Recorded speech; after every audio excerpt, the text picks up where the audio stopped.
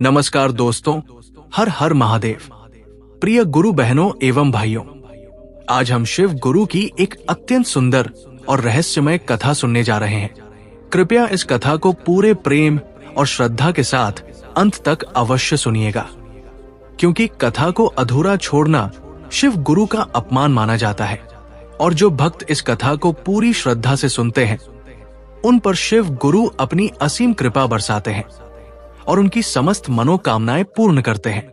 Video को like करें और कमेंट में हर हर महादेव अवश्य लिखें, ताकि भगवान शिव की कृपा आप सब पर बनी रहे।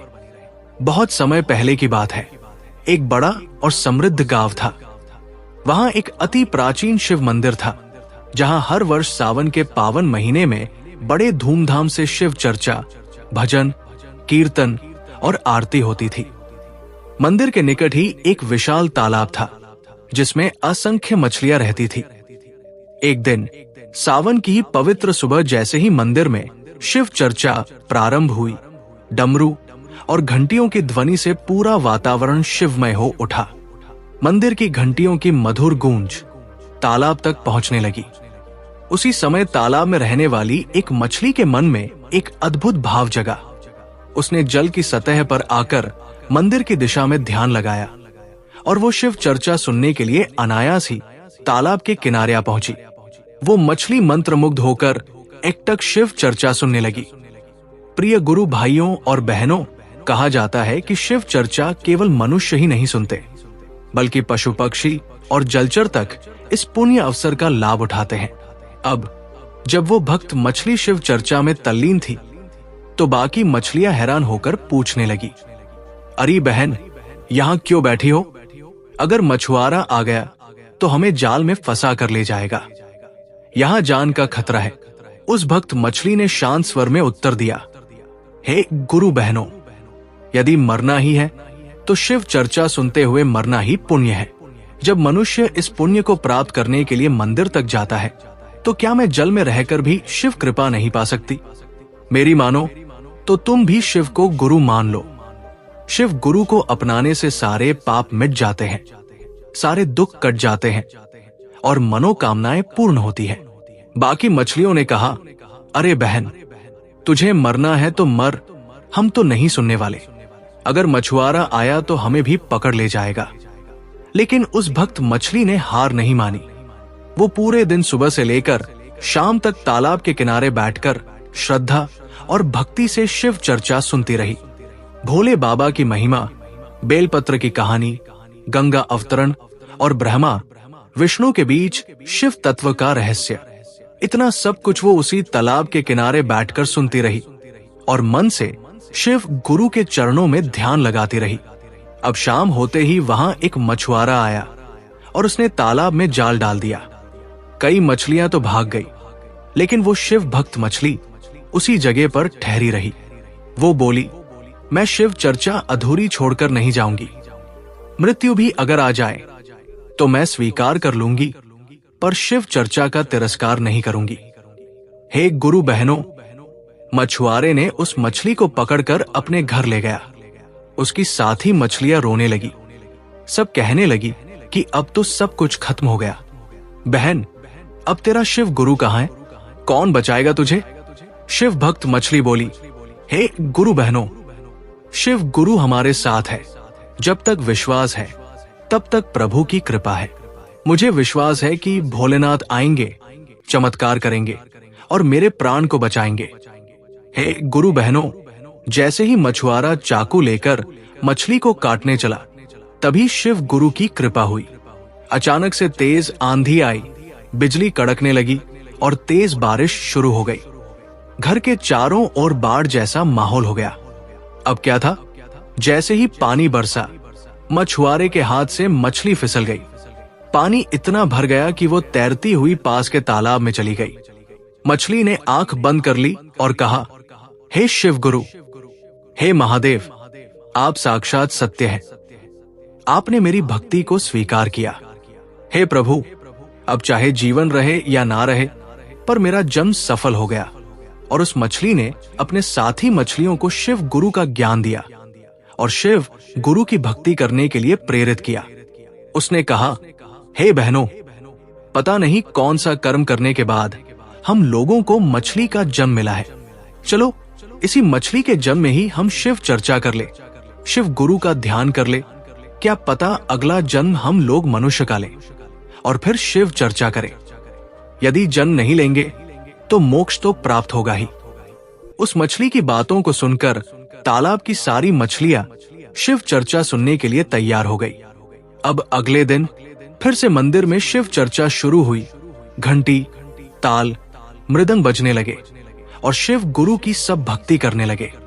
तब तालाब की सारी मछलियां तालाब के बाहर अपना मुंह निकालकर शिव चर्चा सुनने लगी और उसी तालाब में उछल कूद करने लगी।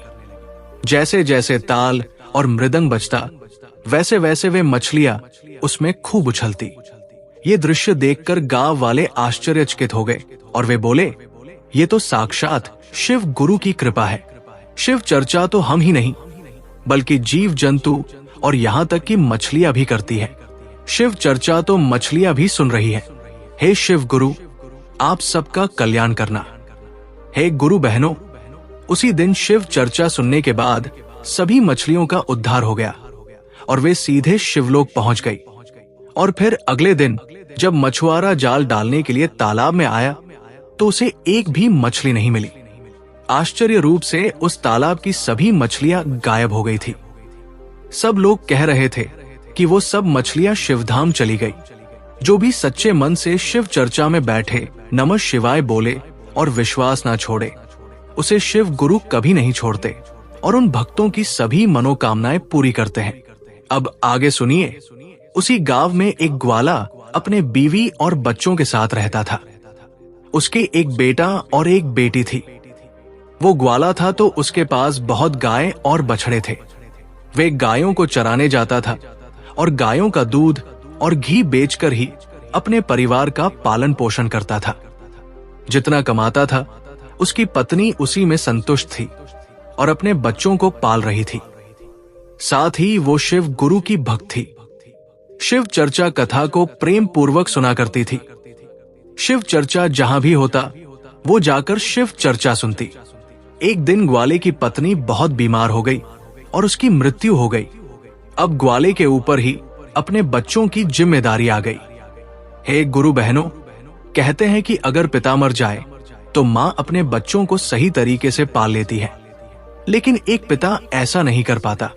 उस ग्वाले को बहुत परेशानी हो रही थी। वो गाय चराने जाता तो अपने बच्चों के लिए भोजन तैयार नहीं कर पाता। बच्चे अभी छोटे छोटे थे। बेटी 11 साल की थी और बेटा 9 साल का था। ऐसे ही कुछ समय बीत गए। फिर ग्वाले ने बच्चों के पालन पोषण के लिए दूसरी शादी कर लिया। ग्वाले की दूसरी पत्नी घर आई और वो ग्वाले के बच्चों को बिल्कुल भी पसंद नहीं करती थी। ग्वाला भी अपनी दूसरी पत्नी के साथ खुश रहता था। अब ग्वाला अपनी दूसरी पत्नी की सारी बातें मानता था। धीरे धीरे समय बीतता है और बच्चे बड़े हो जाते हैं। लड़का अब 13 साल का हो जाता है। दूसरी माँ लड़के को बिल्कुल भी पसंद नहीं करती थी। एक बार वे अपने पति से कहती है, देखो जी, अभी आप गाय और बछड़ों को चराने जाते हो, लेकिन अब लड़का बड़ा हो गया है। अब से गाय और बछड़े चराने ये लड़का जाएगा। फिर बेचारा लड़का रोज सुबह जंगल में गाय और बछड़े चराने जाता और शाम को वापस आता। इधर लड़की भी बड़ी हो गई थी। वो घर का सारा काम करती, खाना बनाती और अपने भाई को अपने हाथों से खिलाती। वो लड़की भगवान शिव गुरु की परम भक्त थी।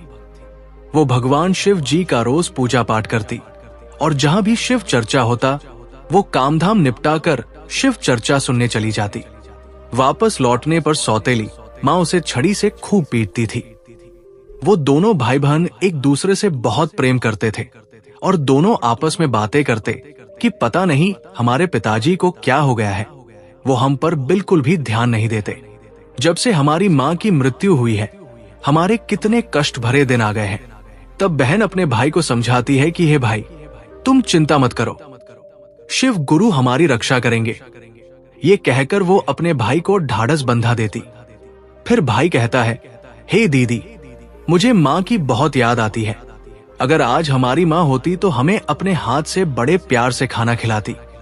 दोनों भाई बहन अपनी माँ को याद करके रोने लगे। हे शिव गुरु बहनों, अब आगे सुनिए। दिन बीतते रहे और एक दिन लड़का गाय चराने जंगल गया और जंगल में लड़के को एक शेर मिल गया। तब लड़का दौड़कर एक पेड़ पर चढ़ गया और उससे कहा, हे शेर भाई, तुम मुझे क्यों खाना चाहते हो? तब शेर ने कहा, भाई मैं भूखा हूं। अगर तुम चाहते हो कि मैं तुम्हें ना खाऊं तो तुम मुझे एक गाय या एक बछड़ा दे दो जिसे खाकर मैं अपनी भूख मिटा सकूं। लड़के ने कहा, भाई मैं अपनी बहन का इकलौता सहारा हूं। मेरी बहन तो रो रो कर मर जाएगी। मेरा पिता और सौतेली माँ तो बस हम दोनों पर बहुत अत्याचार करते हैं। मैं अपनी बहन की उम्मीद नहीं टूटने दे सकता। अगर फिर भी तुम्हें ये गाय या बछड़ा खाना है तो मैं पिताजी से पूछ कर आऊंगा। तब शेर ने कहा, ठीक है, कल तुम अपने माता पिता से पूछ कर आना। फिर लड़का शाम को अपने घर गया और अपने पिता से कहा, हे पिताजी, आज मुझे जंगल में एक शेर मिला। अभी पूरी बात हुई नहीं थी कि उसके पिता ने 2 चांटे उसे लगा दिए। फिर वो बेचारा रोने लगा और रोते रोते कहने लगा कि पिताजी, मैं आपसे कुछ कहना चाहता हूं। आप मेरी बात तो सुन लीजिए। जैसे तैसे लड़के ने पिता को सारी बात बताई कि जंगल में उसे एक शेर मिला था और वो मुझे खाना चाहता है। गाय और बछड़े वाली सब बात उसने अपनी सौतेली माँ को भी सुनाया। सौतेली माँ ने कहा, गाय और बछड़ा कम नहीं होना चाहिए। पता है वो कितनी कीमती है।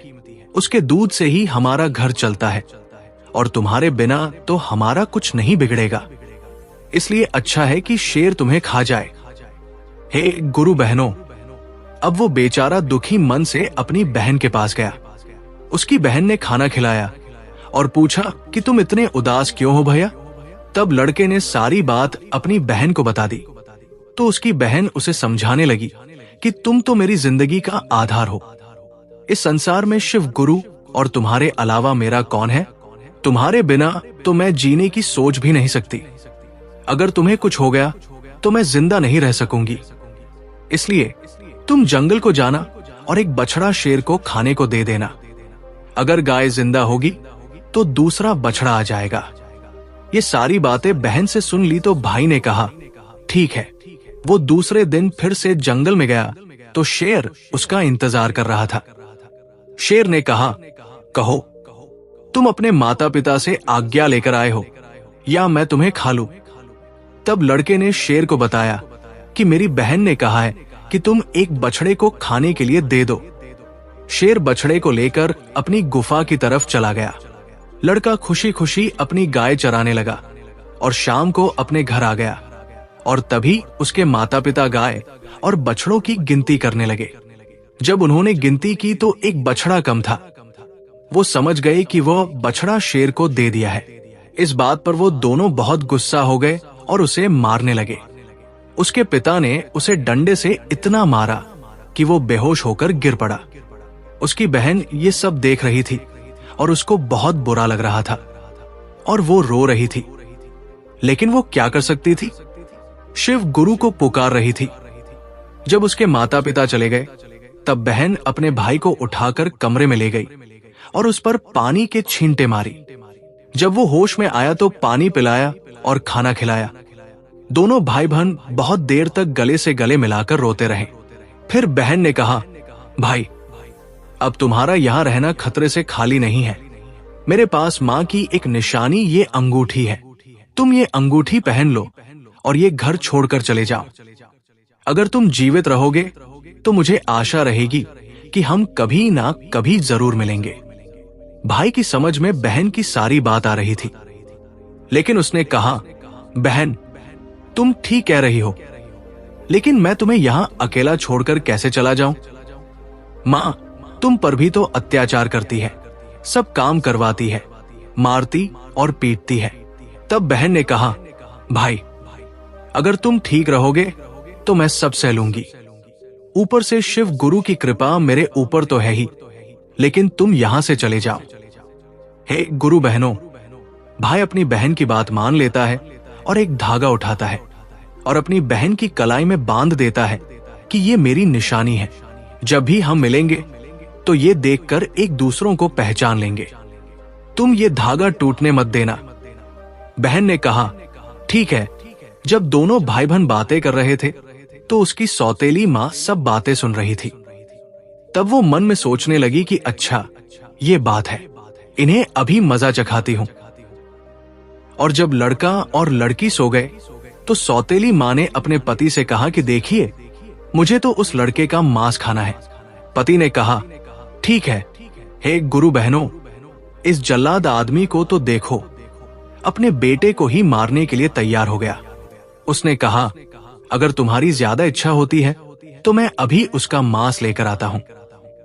बाप रे, इतना निर्दयी और इतना कठोर हृदय का हो गया कि उसने अपने बेटे को उठाया, बाहर ले गया और कुल्हाड़ी से उसके छोटे छोटे टुकड़े कर दिए। हे गुरु बहनों, फिर वो उन टुकड़ों को लेकर अपनी पत्नी के पास गया और कहा, ये लो और खा लो। तब उसकी पत्नी ने उन टुकड़ों की सब्जी बनाई। कैसी जल्लाद औरत थी। उसने खाना पकाया और फिर एक थाली अपने लिए और एक अपने पति के लिए परोसी। तभी उसके मन में विचार आया कि भाई बहन का प्यार बहुत गहरा होता है, तो बहन को भी उसके भाई का मांस जरूर खिलाना चाहिए। उसने बहन को बुलाया और उसके लिए भी एक थाली परोस दी और कहा, खाओ। तब बहन सोचने लगी कि इतने प्यार से मां ने भी कभी खाना नहीं खिलाया, जरूर इसमें कोई बात है। जैसे ही वो खाना खाने वाली थी, उसने देखा कि थाली में वही उंगली आ गई जिसमें अंगूठी थी। बहन तुरंत समझ गई, क्योंकि वो सुबह से अपने भाई को खोज रही थी, लेकिन वो कहीं दिखाई नहीं दे रहा था। उसका शक यकीन में बदल गया और वो अंगूठी देखकर हैरान रह गई। वो अंदर जाकर शिव गुरु का नाम लेकर जोर जोर से रोने लगी। भगवान शिव से कहने लगी, हे शिव गुरु, ये क्या हुआ? इन लोगों ने मेरे भाई को मार डाला, अब मैं अकेली रह गई। हे नाथ, अब मैं क्या करूं? वो रोती ही जा रही थी। तभी उसे बड़े बूढ़ों की कही हुई बात याद आई कि किसी इंसान की मुक्ति तब तक नहीं होती जब तक कि उसकी अस्थियां नदी में विसर्जित नहीं कर दी जाती। उसने सोचा कि मेरे भाई की भी तो मुक्ति नहीं होगी, ये लोग तो उसे मार कर खा गए। तभी उसने वे अंगूठी उठाई और चलते चलते नदी के किनारे पहुंच गई। वो अंगूठी को अपने हाथों में लेकर जोर जोर से रोने लगी। वो भगवान को याद कर रही थी, क्योंकि वो लड़की बहुत ही धार्मिक थी। शिव गुरु का ध्यान करती रही, रोज शिव गुरु का पूजा पाठ किया करती थी। उस दिन सावन सोमवार का व्रत था। उसने सावन सोमवार का व्रत रखा और रोते रोते कहने लगी, हे शिव गुरु, मेरा इस संसार में कोई नहीं है। एक भाई था, उसे भी तुमने ले लिया। मां को तो पहले ही छीन लिया था। अब मैं किसके लिए जीवित रहूंगी? मैं भी इसी नदी में कूदकर अपनी जान दे दूंगी। फिर उसने वो कटी हुई अंगुली उसी नदी में डाल दी और भगवान से प्रार्थना की कि हे भगवान, मेरे भाई को मुक्ति देना और वो जहां भी कहीं रहे उसकी आत्मा को शांति मिले। और फिर जैसे ही नदी में कूदने ही वाली थी तो उसने देखा कि जो उंगली उसने नदी में डाली है वो तोता बनकर उड़ गया और उसी नदी के पास एक पेड़ था जिस पर जाकर वो बैठ गया। फिर तोते ने कहा, बहन, तुम क्यों दुखी होती हो? मैं तेरा भाई हूं। तुमने ये बहुत अच्छा किया जो तुमने ये उंगली नदी में डाल दी और इससे मेरी मुक्ति हो गई और शिव गुरु की मुझ पर कृपा हुई और मुझे तोते का जन्म मिल गया। दीदी, तुम चिंता मत करो, मैं तोता बनकर भी तुम्हारी हर तरह से मदद करूंगा और हम दोनों आपस में खूब सुख दुख की बातें किया करेंगे। ये देखकर उसकी बहन बहुत ही खुश हुई कि चलो मेरा भाई साथ तो है, किसी भी रूप में सही। फिर बहन घर वापस आ गई और सौतेली माँ भी खुश हो रही थी कि चलो इसका भाई मर गया और इसके भाई से पीछा छूटा। लेकिन वो लड़की जल्दी जल्दी अपना काम पूरा करती और बगीचे में जाती जहां उसका भाई उसका इंतजार करता। दोनों भाई बहन खूब बातें करते और वो अपनी बहन को अच्छे अच्छे फल खिलाता। सावन का महीना चल रहा था। लड़की सावन के महीने में पूजा पाठ करती और शिव चर्चा सुनती। सावन सोमवार का व्रत रखती और पूजा पाठ करने के बहाने बगीचे में जाती। भाई ने बहन से कहा, बहन, तुम चिंता मत करना, यदि माँ और पिताजी तुम्हें यहाँ ना आने दे तो मैं घर के बाहर किसी डाल पर बैठ जाऊंगा। और दोनों भाई बहन इसी तरह जहां भी शिव चर्चा होती सुनने के लिए चले जाते। अब इसी तरह रक्षाबंधन का त्योहार आने वाला था, तो भाई ने सोचा कि मुझे अपनी बहन के लिए कुछ करना चाहिए। वो निर्दयी लोगों के साथ रहती है जो उन्होंने मेरे साथ किया, कहीं मेरी बहन के साथ ना कर दे। मुझे उन लोगों से बदला लेना होगा। फिर उसने भगवान शिव गुरु से प्रार्थना की कि हे शिव गुरु, मेरी बहन की रक्षा करना। हे गुरु बहनों, तब वो एक लोहार के पास पहुंचा। लोहार से तोते ने कहा। तोते ने लोहार को बताया कि उसका असली रूप एक बच्चे का था। उस बच्चे के पिता और सौतेली माँ ने किसी स्वार्थ और लालच के कारण उसे मारने की योजना बनाई और पिता ने अपने ही बेटे को मार डाला। सौतेली माँ ने इस काम में पिता का साथ दिया और उसे मरवाने की सहमति दी। बहन, जो अपने भाई से बहुत स्नेह रखती थी, वो इस घटना से अनजान थी और रोती रह गई। मरते समय उस बच्चे ने भगवान शिव से प्रार्थना की और उसकी सच्ची पुकार पर शिव कृपा से उसकी आत्मा को तोते का रूप मिला और वो वहां से उड़कर बच गया। लोहार तोते की बात सुनकर कहता है, तुम्हारी कहानी तो बड़ी ही दुख भरी है, तुम शिव गुरु पर विश्वास रखो। ये सुनकर उसे रोना आ गया और फिर लोहार कहने लगा, तुम बताओ, तुम मुझसे क्या चाहते हो? अगर तुम कहो तो मैं तुम्हारे लिए अपनी जान भी दे सकता हूं। तब तोते ने कहा, मुझे कुछ नहीं चाहिए, बस तुम मेरे लिए एक ऐसी कटार बना दो जो तलवार से भी तेज हो। लोहार ने कहा, ठीक है। फिर लोहार ने तोते के लिए कटार बनाई। जब कटार बन गई तो तोते ने कहा, इस कटार को मेरे पंखों में छुपा दो। लोहार ने कटार तोते के पंखों में छुपा दी और अगले दिन तोता एक सोनार के पास गया और सोनार से भी वही बातें कही और तोते की बात को सुनकर वो बड़ा ही दुखी हुआ। फिर सोनार कहता है, बताओ भाई, मैं तुम्हारी क्या मदद कर सकता हूं? तोते ने कहा, देखो भैया, रक्षाबंधन आने वाला है और मैं अपनी बहन को सोने के कुछ गहने देना चाहता हूं, तो तुम मेरी बहन के लिए गहने बना दो। सोनार ने कहा, बस इतनी सी बात, बताओ क्या क्या बनाना है। फिर सोनार ने उसकी बहन के लिए कुछ गहने बना दिए।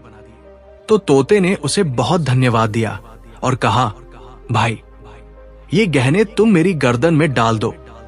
सोनार ने वो गहने उसकी गर्दन में डाल दिए और फिर तोता उड़कर उसी पेड़ पर गया जिस पेड़ पर वो रहता था। उसी पेड़ की खोल में तोते ने उस गहने को रख दिया और जब रक्षाबंधन का त्योहार आया तो उसकी बहन उसे राखी बांधने आई। तो दोनों भाई बहन बहुत खुश हुए और तोते ने सारे गहने अपनी बहन को दे दिए। गहने पहनकर बहन बहुत खुश हुई और फिर उसने पूछा, भैया, तुम्हारे पास ये गहने कहां से आए? तब तोते ने कहा, मेरा एक दोस्त है और उसी ने मुझे ये गहने बनाकर दिए हैं। फिर बहन खुशी खुशी घर चली गई। जब सौतेली माँ ने उसे गहने पहने हुए देखा तो वो जल भुनकर राख हो गई और उसे मारते हुए बोली, बोल, ये गहने कहां से चोरी करके लाई है? तब उसने कहा, माँ, मैंने ये गहने कहीं से चुराए नहीं है, ये तो मेरे भाई ने मुझे दिए हैं। वो सौतेली माँ को पूरी बात नहीं बताती है कि उसका भाई ही तोता बन गया है। उसने बस इतना कहा कि एक तोता है, वो मुझसे बातें करता है और मैंने उसे अपना भाई बना लिया है और उसी ने मुझे ये गहने दिए हैं। तब सौतेली माँ सोचने लगी कि ऐसा कौन सा तोता है जो इसका भाई बन गया। जैसे तैसे एक भाई से पीछा छुड़ाया और अब ये दूसरा भाई कहां से आ गया और वह उससे सारे गहने छीन लेती है। अगले दिन लड़की तोते से मिलने जाती है तो तोता कहता है, बहन, जो गहने मैंने तुम्हें दिए थे वो कहाँ हैं? तब बहन कहती है, भैया, वो गहने तो माँ ने छीन लिए। ये सुनकर तोते को बड़ा गुस्सा आया और वो कहता है कि बस अब इसके पाप का घड़ा भर चुका है और अब इसको सजा मिलनी ही चाहिए। फिर वो तोता उस घर के बाहर एक पेड़ की डाल पर बैठ जाता है और इंतजार करता है कि उसके माता पिता कब बाहर निकले। फिर एक दिन लड़की बाहर कुछ काम कर रही थी और उसकी सौतेली माँ किसी बात पर उसे डांट रही थी और उसे मार रही थी। तभी उसका पिता भी बाहर आ जाता है और लड़की को मारने लगता है। उसका भाई जो तोता था वो पेड़ पर बैठकर ये सब देख रहा होता है। उससे ये सब देखा नहीं गया और वो अपनी सौतेली माँ और बाप पर झपट पड़ा। उसके पंखों में जो कटार थी उसने उन दोनों की आंखों में घुसा दी और अब दोनों अंधे होकर तड़पने लगे। तब वो दोनों कहते हैं कि हमारा तुमसे क्या बैर है। तब तोते ने कहा, तुमने तो मुझे मार कर खा लिया और पूछ रहे हो कि तुमसे मेरा क्या बैर है। फिर वो दोनों तड़प तड़प कर मर जाते हैं। तब तोता अपनी बहन से कहता है, बहन चलो अब हम यहां से कहीं दूर चलते हैं। अगर यहां रहेंगे तो हमें अपने दुख याद आएंगे और हम उनको कभी भूल नहीं पाएंगे और दुखी रहेंगे। फिर वो वहां से चले जाते हैं और चलते चलते एक शिव मंदिर में पहुंचते हैं। तोता कहता है, बहन इससे अच्छी जगह हमें कोई और नहीं मिल सकती। और देखो यहां रोज शिव चर्चा भी होती है। जब दोनों भाई बहन उस मंदिर में रहने लगे, बहन तो पहले से ही पूजा पाठ करती थी, शिव चर्चा करती थी और सोमवार का व्रत रखती थी। अब तोता भी पूजा पाठ करने लगा। पास में ही एक सरोवर था। उसे अपने पंखों में गीला करके लाता और उस पानी को शिवलिंग पर चढ़ाता और लड़की भी शिवजी और माता पार्वती जी की पूजा करती। रोज मंदिर में आने वाले लोगों को शिव चर्चा सुनाती और ऐसे ही दिन बीत रहे थे। उसकी सच्ची भक्ति को देखकर एक दिन मां पार्वती ने भगवान शिव से कहा, देखिए प्रभु कितने दुखिया भाई बहन हैं। इनको देखकर मुझे रोना आता है। ये कितने तन मन से आपकी सेवा करते हैं और शिव चर्चा सुनते हैं। आपको इनका दुख दूर करना चाहिए। तब शिव जी ने कहा, हे देवी पार्वती, ये तो संसार सागर है, हम किस किस का दुख दूर करते रहेंगे। लेकिन माता पार्वती हट करने लगी। माता पार्वती को हट करते देखकर भगवान शिव ने कहा, हे देवी, आप कहती है तो ठीक है। जब दोनों भाई बहन पूजा कर रहे थे तभी भगवान शिव जी और माता पार्वती प्रकट होते हैं और उनसे मनचाहा वरदान मांगने को कहते हैं। तो लड़की कहती है, हे शिव गुरु, हे भोलेनाथ, हे जगत जननी मां पार्वती, मुझे कुछ नहीं चाहिए। हे प्रभु, मैं तो बस इतना चाहती हूं कि मेरा भाई पहले वाले रूप में आ जाए और हम भाई बहन को कोई अलग ना कर सके। उसकी बात सुनकर भगवान शिव और माता पार्वती प्रसन्न हो जाते हैं और उन्हें वरदान देते हैं कि उसका भाई पहले जैसा हो जाए। फिर भगवान शिव और माता पार्वती की कृपा से वो लड़का पहले जैसा हो गया और अब भाई बहन बहुत खुश हो गए। भाई बहन खुशी खुशी भगवान शिव की पूजा करने लगे और रोज शिव चर्चा करते। उनकी शिव चर्चा की कथा दूर दूर तक प्रसिद्ध हो गई और वे अपनी कथा भी शिव चर्चा में सुनाने लगे। इस प्रकार से दूर दूर से लोग शिव चर्चा सुनने उस मंदिर में आने लगे। अब इसी तरह से लड़की व लड़का उस मंदिर में शिव की पूजा करने लगे और अपना जीवन बिताने लगे। समय आने पर लड़की का विवाह हो गया और उसका परिवार भी शिव चर्चा की कथा सुना करता था। वे बड़े भक्तिमय थे। बहन का भी जीवन खुशी खुशी बीतने लगा और भाई ने आजीवन विवाह नहीं किया।